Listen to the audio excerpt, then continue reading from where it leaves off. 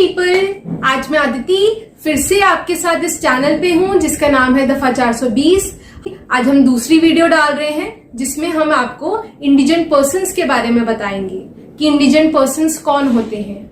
Indigent persons ऐसे गरीब लोग होते हैं जिनके पास इतने पैसे नहीं होते हैं कि अगर उनके कानूनी अधिकारों का उल्लंघन हो तो वो अपना कानूनी अधिकारों को फिर से रिस्टोर कर पाए, यानी कि फिर से स्थापित कर पाए।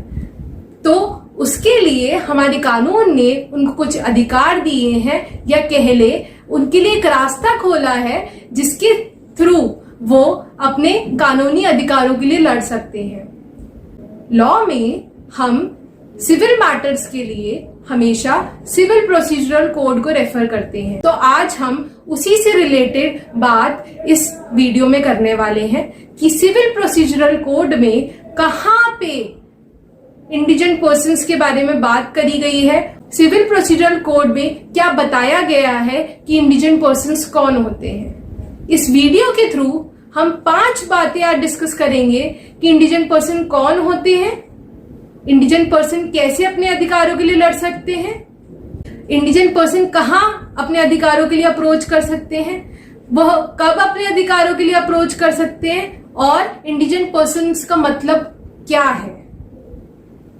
आइए चलिए हम इन 5 बातों के बारे में इस वीडियो में अब डिस्कस करते हैं। आज इस वीडियो में इस बोर्ड के थ्रू मैं आपको बताऊंगी कि इंडिजेंट पर्सन्स क्या कौन होते हैं।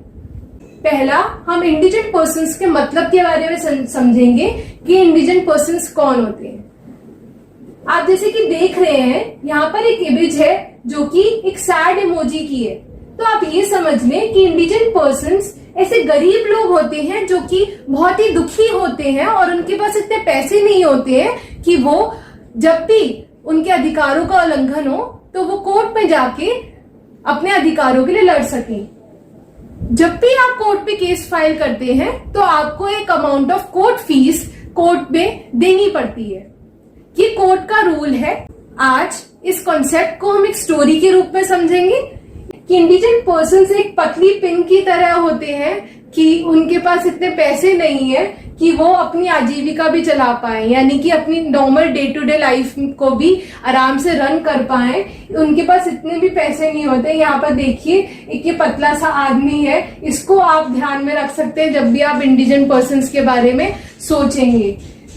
तो अब हम ये देखते हैं कि इंडिजेंट पर्सन्स कौन होते हैं और कौन as a indigent persons court में जाके केस फाइल कर सकता है। पहले हम बात करने वाले हैं कि इंडिजेंट पर्सन्स कौन होते हैं। इंडिजेंट पर्सन्स की डेफिनेशन में नेचुरल पर्सन्स भी आते हैं और लीगल पर्सन्स भी आते हैं। अब आप सोचेंगे कि नेचुरल पर्सन्स कौन होते हैं, ये भी आपके लिए एक नई टर्म होगी क्योंकि लोगों को पता नहीं है कि नेचुरल पर्सन्स भी कौन होते हैं। ऐसे ही लीगल पर्सन्स भी होते हैं लॉ में, जिनके बारे में भी लोगों को पता नहीं है कि लीगल पर्सन्स कौन होते हैं। नेचुरल पर्सन्स ऐसे ह्यूमन बींग्स होते हैं, यानी कि ऐसे इंसान होते हैं जिनके पास ये पावर होती है, यानी कि उनके पास इतनी शक्ति होती है कि वो किसी चीज के बारे में सोच पाए या किसी चीज के बारे में बोल पाए या अपनी कोई चॉइस रख पाए किसी भी चीज के बारे में। और वो नेचुरल पर्सन्स लीगल पर्सन्स भी होते हैं। लीगल पर्सन्स यानी कि वो अपने अधिकारों के लिए लड़ सकते हैं, उनके खिलाफ कोर्ट में कोई केस फाइल कर सकता है और वो भी किसी के खिलाफ कोर्ट में केस फाइल कर सकते हैं। वो भी अपने कानूनी अधिकारों के लिए लड़ सकते हैं और उनके अगेंस्ट में अगर कोई उनसे परेशान है या उन्होंने कोई कानून का ऐसा उल्लंघन करा है जिसकी वजह से दूसरे व्यक्ति को उनकी वजह से परेशानी हुई है, तो वो भी जाके उस व्यक्ति के खिलाफ कोर्ट में केस फाइल कर सकता है। नेचुरल पर्सन्स में अनबॉर्न पर्सन नहीं आते हैं। अनबॉर्न पर्सन यानी कि जो कि अभी मां के गर्भ में है और उनका जन्म नहीं हुआ है, ऐसे लोग अनबॉर्न कहलाते हैं। और डेड मैन यानी कि जो मर चुके हैं, जो कि अभी जिंदा नहीं है, जो एक्शंस नहीं कर सकते अपने हाथों से पैरों से या किसी को बता नहीं सकते हैं, वो डेड मैन कहलाते हैं। वो लोग नेचुरल पर्सन्स की डेफिनेशन में इंक्लूड नहीं होते हैं लॉ में। ऐसे ही आप देखें कि लीगल पर्सन्स कौन होते हैं। लीगल पर्सन्स ऐसे रियल और इमेजिनरी लोग होते हैं जिनको लॉ ने खुद अपने आप कुछ अधिकार दिए हैं और साथ ही साथ उनके लिए कुछ ड्यूटीज बनाई हैं जो कि उनको फुलफिल करना बहुत जरूरी है। लीगल पर्सन्स ऐसे रियल और इमेजिनरी लोग होते हैं जिनको लॉ ने खुद ऐसे अधिकार दिए हैं या उनके लिए ऐसी ड्यूटीज बनाई हैं जो कि उनको फॉलो करनी है। लीगल पर्सन्स के पास कोई भी सोचने समझने की शक्ति नहीं होती है और ना ही वो बोल सकते हैं और ना ही वो किसी बारे में चॉइस बना सकते हैं। आप लीगल पर्सन्स को ऐसे देख सकते हैं जैसे कि अभी राम मंदिर वाला केस हुआ था कि रामलला को as a legal person treat करा जाता है। तो लीगल पर्सन्स को आप कह लें कि वो रियल और इमेजिनरी लोग होते हैं जो कि फिजिकल फॉर्म में एक्ट नहीं कर सकते हैं, जैसे कि नेचुरल पर्सन्स कर सकते हैं, ह्यूमन बींग्स कर सकते हैं। और लीगल पर्सन्स में अनबॉर्न पर्सन्स आते हैं यानी कि जो अभी मदर के वूम में है, डेड मैन आते हैं यानी कि जो जिंदा नहीं है, इडियट्स यानी कि जो पागल हैं, जो कि इंसेन कहलाते हैं लॉ में, जिनके पास इतनी मानसिक शक्ति नहीं होती है कि वो किसी चीज के बारे में कोई राय दे सके। कॉर्पोरेशंस एक ऐसी संस्थाएं होती हैं, एक बड़े लेवल की संस्था जहां पे की बहुत लार्ज अमाउंट ऑफ लोग जुड़े हुए हों और एक लार्ज मास स्केल पे जहां पर काम हो रहा हो। वेयर एज कंपनी और कॉरपोरेशन को आप देखें तो कॉरपोरेशन एक बड़े मास में जहां पर काम हो रहा हो, बड़े मास में जहां पर इंडस्ट्रीज जुड़ी हुई हो, उसको कॉरपोरेशन में इंक्लूड करा जाएगा। और वेयरएज अगर हम कंपनी की बात करें तो वहां पर एक स्मॉल स्केल में काम हो रहा होता है, इसलिए हमने यहाँ पर कॉरपोरेशन और कंपनीज को अलग अलग लिखा है कि कॉरपोरेशन एक लार्ज मास ऑफ पीपल को गैदर करती है, वेयरएज कंपनी छोटे स्मॉल स्केल पे काम करने वाली एक एंटरप्राइज होती है, या कह लें आप स्मॉल स्केल पे काम करती है जहां पर कम लोगों की इन्वॉल्वमेंट होती है। लेकिन कॉरपोरेशन एक मास स्केल में काम करती है जहां पर बहुत सारे लोग एक संस्था से जुड़े हुए होते हैं। आइडल्स को भी लीगल पर्सन्स लॉ में माना गया है। आइडल्स को भी लीगल पर्सन्स लॉ में माना गया। अभी आपने देखा ही है, बहुत फेमस केस रहा है रामलला का, कि जहां पर कि रामलला की मूर्ति को भी केस की जिसमें कि रामलला की मूर्ति को भी पार्टी बनाया गया है केस में, और केस में राम मंदिर की तरफ से भी केस लड़ा गया और जिसमें रामलला को भी एक पार्टी बनाया गया है केस में। तो इसलिए हम कहेंगे कि आइडल्स भी लीगल पर्सन्स में आते हैं। अब हमारे दिमाग में एक सवाल आएगा कि कहाँ हम जाकर अप्रोच कर सकते हैं, कहाँ हम जा सकते हैं अगर हमें as a indigent person court में केस फाइल करना हो। तो आप हमेशा जब भी आपको लगे कि आप इतने गरीब तबके के इंसान हैं या आपके पास इतने सफिशिएंट अमाउंट ऑफ पैसे नहीं है, इतने आपके पास पैसे नहीं है कि आप किसी भी कोर्ट केस की फीस भर सकते हैं, तो आप किसी भी वकील के पास जाएं, उसको अपने केस के बारे में बताएं, फिर वो आपको सजेस्ट करेंगे, वो आपको राय देंगे कि आप as a indigent person suit को फाइल कर सकते हैं। उसमें आपको एक एप्लीकेशन लगानी होती है। जब भी आप सूट को फाइल करते हैं तो उसमें आपको एक एप्लीकेशन लगानी होती है जो कि सीपीसी में ऑर्डर 33 के अंडर लगती है, जिसमें कि आप कोर्ट को इन्फॉर्म करते हैं आपके पास इतने सफिशिएंट मीन्स नहीं है कि आप कोर्ट में केस फाइल कर सके, और ना ही आपके पास ऐसी प्रॉपर्टी है जो कि 1000 रुपए से ज्यादा की है, जो कि एक लॉ में क्राइटेरिया है कि आपके पास दो चीजें नहीं होनी चाहिए। पहली चीज, आपके पास इतने सफिशिएंट मीन्स नहीं होने चाहिए कि हाँ आप कोर्ट में केस फाइल कर सके, और दूसरा कि आपके पास इतनी अमाउंट ऑफ प्रॉपर्टी यानी कि 1000 रुपए से ज्यादा की प्रॉपर्टी नहीं होनी चाहिए जब आप as a indigent person court में केस फाइल कर रहे हो। यहाँ पर अगर आप देखें लॉ में एक एग्जेम्पशन है, यानी कि एक माफी दी गई है लॉ में कि जब भी आप एज अ इंडिजेंट पर्सन मतलब केस फाइल कर रहे हो तो वो प्रॉपर्टीज में इंक्लूड नहीं करी जाएगी जो कि सब्जेक्ट मैटर हो केस की। सब्जेक्ट मैटर हो केस की का मतलब है कि वो प्रॉपर्टी जिसके ऊपर ही आप केस कर रहे हो एज ए इंडिजिनेट पर्सन, तो वो इसमें इंक्लूड नहीं करी जाएगी। या फिर वो प्रॉपर्टी जो कि बाद में अगर आपको कोई आपकी अगेंस्ट में या फिर आपके फेवर में कोई डिक्री पास करी जाती है, जो कि कोर्ट पास करती है, और वो अटैचमेंट की प्रॉपर्टी को अटैच करने की डिक्री होती है, तो वो भी प्रॉपर्टी इस सूट में कंसिडर नहीं करी जाती है लॉ में। अब आप देखें कि जब आप कोर्ट पे केस फाइल करेंगे तो आपके पास 3 ऑप्शन खुले हुए होंगे। या तो आपकी एप्लीकेशन को अलाउ कर दिया जाएगा, यानी कि पारित कर दिया जाएगा। वहां पर क्या होगा कि आपके केस के अमाउंट को आपकी कोर्ट फीस को जो कि सब्जेक्ट मैटर के बेसिस पे कैलकुलेट करी जाती है कोर्ट में, उसको कैलकुलेट करेगी कोर्ट।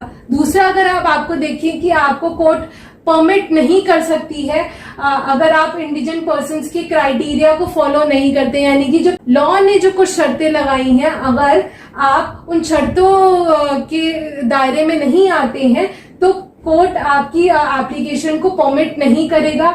इसमें क्या होता है, फिर कोर्ट आपका पूरा जो कोर्ट फीस का अमाउंट है कैलकुलेट करता है और स्टेट फिर वो कोर्ट फीस आपसे रिकवर करती है, यानी कि आपसे लेती है। और ऐसा भी हो सकता है कि आपकी ये जो इंडिजिनेट पर्सन की एप्लीकेशन है, जो कि आप सूट फाइल करते के टाइम जो कि आप सूट फाइल करते टाइम लगाएंगे, वो डिसमिस हो सकती है, यानी कि खारिज हो सकती है। वहां पर आपको क्या होगा, आपको वहां पे कोर्ट फीस पे करनी पड़ेगी, जो कि सब्जेक्ट मैटर के बेसिस पे कैलकुलेट करी जाएगी। सब्जेक्ट मैटर का मतलब यानी कि जैसे कि आप कोर्ट में जा रहे हैं, आपका एक प्रॉपर्टी से रिलेटेड सूट है, तो वो प्रॉपर्टी से रिलेटेड सूट के अकॉर्डिंग सब्जेक्ट मैटर होगा कि आप एक प्रॉपर्टी से रिलेटेड सूट फाइल कर रहे हैं। ऐसे ही आप इंजंक्शन का सूट फाइल करेंगे, इंजंक्शन का यानी कि या फिर ऐसा भी हो सकता है आप प्रॉपर्टी जैसे कि आप प्रॉपर्टी से रिलेटेड कोई सूट फाइल करते हैं, तो वो प्रॉपर्टी के अकॉर्डिंग आपकी कोर्ट फीस का कैलकुलेट होती है।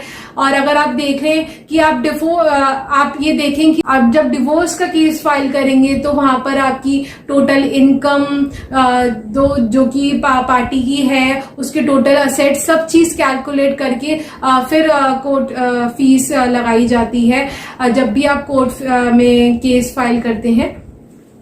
अब आप ये देखें कि कब हम एप्लीकेशन लगा सकते हैं, जब एज अ इंडिजिनेट पर्सन हम कब कोर्ट में एप्लीकेशन लगा सकते हैं।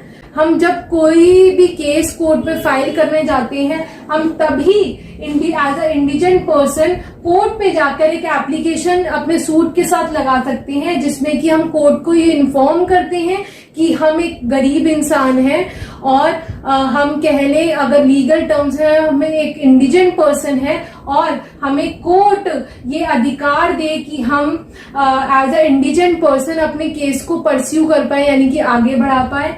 अब आप कहेंगे कि कहाँ पर हम as a indigenous person case file कर सकते हैं। हम कोर्ट में जाकर as a indigenous person case को फाइल कर सकते हैं। सीपीसी में कोर्ट की डेफिनेशन बताई गई है कि वो एक ऐसी जगह होती है जहां की जस्टिस को एडमिनिस्टर करा जाता है। जस्टिस को एडमिनिस्टर करना यानी कि आपको न्याय दिया जाता है। कोर्ट एक ऐसी जगह है जहां पर कि एक न्याय करने वाले जज बैठते हैं और वो आपकी दोनों पार्टी की केस को सुनते हैं और सारी दलीलों को सुनते हैं, सारे एविडेंसेस को देखते हैं, फिर उसके बेसिस पे वो एक अपनी ओपिनियन बनाते हैं कि क्या मैटर है, क्या पार्टीज ने रखा, क्या एविडेंसेस आए या किन विटनेसेस के बेसिस पे वो किसी भी पार्टी के फेवर में या अगेंस्ट में डिसीजन कर सकते हैं। कोर्ट एक ऐसी जगह है जहां पर कि जस्टिस को एडमिनिस्टर करा जाता है। जस्टिस को एडमिनिस्टर करना यानी कि आप जाएंगे, आप एक पीड़ित इंसान है, यानी कि जिसके कानूनी अधिकारों का उल्लंघन हुआ है, और वो एक ऐसी अथॉरिटी को यानी कि एक ऐसी जगह को अप्रोच कर रहा है जहां पर कि उसको ये पता है कि हाँ, यहाँ पर उसकी कानूनी अधिकारों के बारे में सुना जाएगा और उसकी कानूनी अधिकारों को रिस्टोर करा जाएगा। रिस्टोर यानी कि वैसे ही स्थापित करा जाएगा जैसे कि वो पहले थे। ऐसी ही जगह होती है कोर्ट जहाँ की जस्टिस को एडमिनिस्टर करा जाता है, यानी कि लोगों को न्याय दिया जाता है। और वीडियो के एंड में आते आते मैं आपको ये भी बताना चाहूंगी कि ऑर्डर 33 में 3 फैक्टर्स के बारे में बात करी गई है। अब आप कहेंगे ये 3 फैक्टर्स क्या क्या हैं? पहला फैक्टर यानी कि ये ऐसा ऑर्डर है जिसमें कि गरीब इंसान जाकर अपने कानूनी अधिकारों के बारे में लड़ सकता है अगर उसके कानूनी अधिकारों का उल्लंघन होता है। दूसरा फैक्टर यानी कि ये जो ऑर्डर है ये रेवेन्यू के इंटरेस्ट को सेफ गार्ड करता है, यानी कि रेवेन्यू के इंटरेस्ट को ये प्रोटेक्ट करता है। ये कैसे प्रोटेक्ट करता है? आप ये देखें कि जब भी हम कोर्ट में कोई भी केस लड़ने जाते हैं तो हमें कुछ amount of court fees court पे डिपॉजिट करानी पड़ती है। ये amount of court fees court revenue में कंट्रीब्यूट करती है, यानी कि कोर्ट रेवेन्यू में जाती है और कोर्ट रेवेन्यू को इनहैंस करती है, यानी कि बढ़ाती है। अगर ऐसे ही कोर्ट सारे लोगों को इंडिजेंट पर्सन ट्रीट करके कोर्ट फीस को एग्जेम्प्ट करेगी तो कोर्ट की कार्रवाई भी आराम से नहीं चल सकती।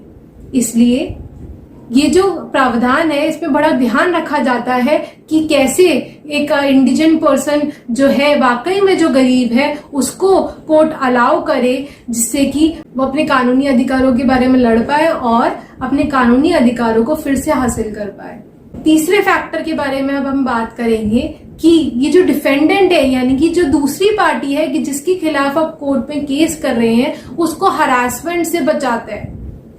हरासमेंट से बचाना यानी कि अगर आप कोर्ट में जाकर as a indigent person case file कर रहे हैं तो आपको कोर्ट फीस की माफी दे रहा है। जो कोर्ट फीस आपसे कलेक्ट करी जाती है कोर्ट में केस फाइल करते टाइम उसको कोर्ट माफ कर देती है अगर आपकी इंडिजेंट पर्सन की एप्लीकेशन मंजूर हो जाती है। और अगर आपकी इंडिजेंट पर्सन की एप्लीकेशन मंजूर नहीं होती है तो कोर्ट आपसे कोर्ट फीस चार्ज करती है जिस भी मैटर के लिए आपने कोर्ट में जाके केस फाइल करा है। उस मैटर के अकॉर्डिंग कोर्ट आपसे कुछ अमाउंट ऑफ कोर्ट फीस जरूर लेगी। डिफेंडेंट को हरासमेंट से बचाने का मतलब ये कि कभी कभी ऐसा भी होता है कि जब कोर्ट में हम केस फाइल कर रहे होते हैं डिफेंडेंट के अगेंस्ट, यानी कि जो हमारी अपोजिट पार्टी है उसके अगेंस्ट, तो हम उसको परेशान करने के लिए भी as a indigent person suit file कर देते हैं। वास्तव में वो इंडिजेंट पर्सन नहीं होते हैं, वास्तव में वो गरीब नहीं होते हैं, ये कोर्ट बाद में इंक्वायरी के थ्रू पता लगाती है। तो डिफेंडेंट इससे परेशान इसलिए होते हैं, क्यों? क्योंकि डिफेंडेंट को तो जब जवाब देना है और उसके खिलाफ कोई चीज हुई है तो उसका तो पैसा खर्च हो रहा है ना एडवोकेट अरेंज करने में, उस जो भी केस उसके खिलाफ फाइल हुआ है उसका जवाब देने में, उसको भी तो कुछ amount of court fees deposit करानी पड़ती है केस लड़ते टाइम। इसलिए उस डिफेंडेंट को हरासमेंट से बचाने के लिए, यानी कि उसको बेफालतू में उसको जो तकलीफ प्लेंटिफ देने वाला है जो कि वास्तव में गरीब इंसान नहीं है, उससे बचाने के लिए भी एक इंक्वायरी का पैटर्न रखा गया है इस ऑर्डर में। वो इंक्वायरी कोर्ट कंडक्ट करती है जब भी कोर्ट के सामने इंडिजेंट पर्सन की एप्लीकेशन जाती है। आई होप इस वीडियो के थ्रू आप इंडिजेंट पर्सन का कॉन्सेप्ट समझे होंगे कि इंडिजेंट पर्सन कौन होते हैं, वो कहाँ जाकर as a indigent person court में केस फाइल कर सकते हैं और कब फाइल कर सकते हैं, और इंडिजेंट पर्सन्स की डेफिनेशन में कौन कौन लोग आते हैं, जो कि हमने बात करी कि नेचुरल पर्सन और लीगल पर्सन दोनों आते हैं। तो आप अब समझ गए होंगे इस वीडियो के थ्रू कि इंडिजेंट पर्सन कौन होते हैं। अब आप जल्दी से इस वीडियो को लाइक करें, हमारे चैनल को सब्सक्राइब करें।